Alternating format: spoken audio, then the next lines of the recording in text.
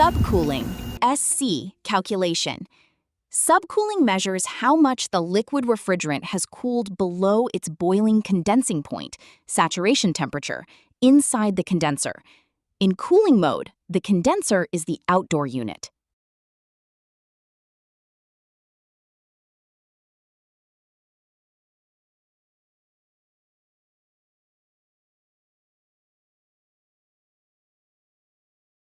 Saturation condensing temperature. Obtain the high pressure reading, PC, from your gauge or BTSC and convert it to temperature using an R410A PT chart, or read the saturation temperature directly from your digital manifold or app. Liquid line temperature.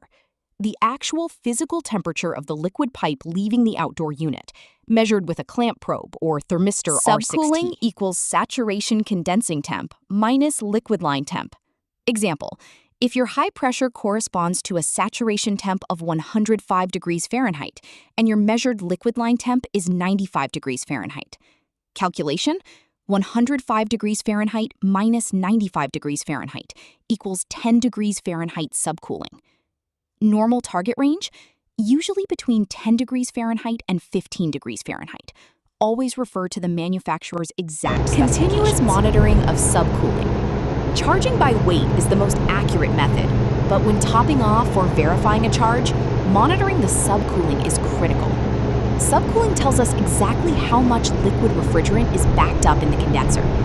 By continuously monitoring the subcooling temperature and comparing it to the manufacturer's target, usually between 10 degrees Fahrenheit and 15 degrees Fahrenheit, you can determine the precise moment the system has the optimal amount of refrigerant, preventing both undercharging, which causes freezing and poor cooling, and overcharging, which causes high pressure and inverting the R410A cylinder, liquid charging.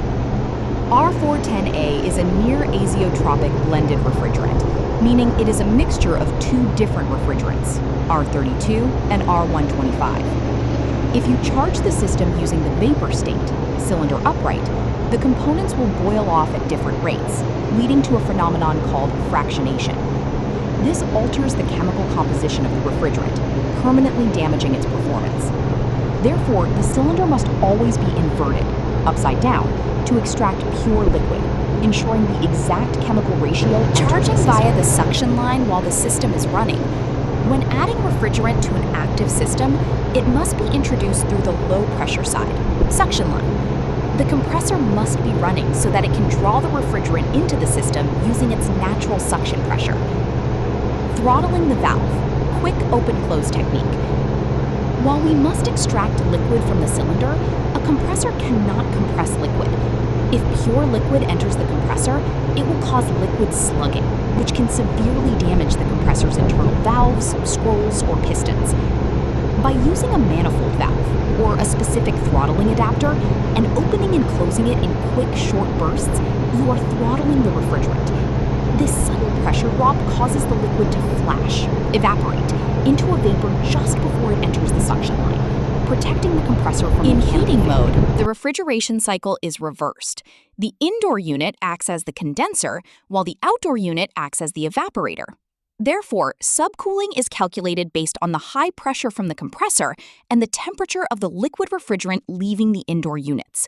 Subcooling, SC, equals saturation condensing temperature minus liquid line temperature. Saturation condensing temperature, TC.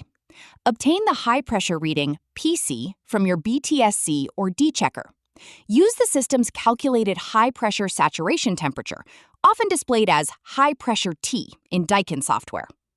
Note, avoid using external manifold gauges for this in VRV heat recovery systems, as the service port may not accurately reflect the true condensing pressure during complex operations. Liquid line temperature, the actual physical temperature of the liquid pipe. In Daikin VRV systems, this is typically measured at the indoor unit's liquid pipe thermistor or the outdoor unit's receiver inlet thermistor, for example, R3T or R6T. When a heat recovery system is running in simultaneous operation, with some rooms cooling and others heating, the pressure reading from the manifold gauge's liquid port cannot represent the true saturation condensing temperature. To calculate subcooling accurately in heat recovery systems, you cannot rely on external manifold gauges. Instead, you must primarily use the high pressure, T, the saturation temperature calculated by the system, from the BTSC/D checker sensor tab.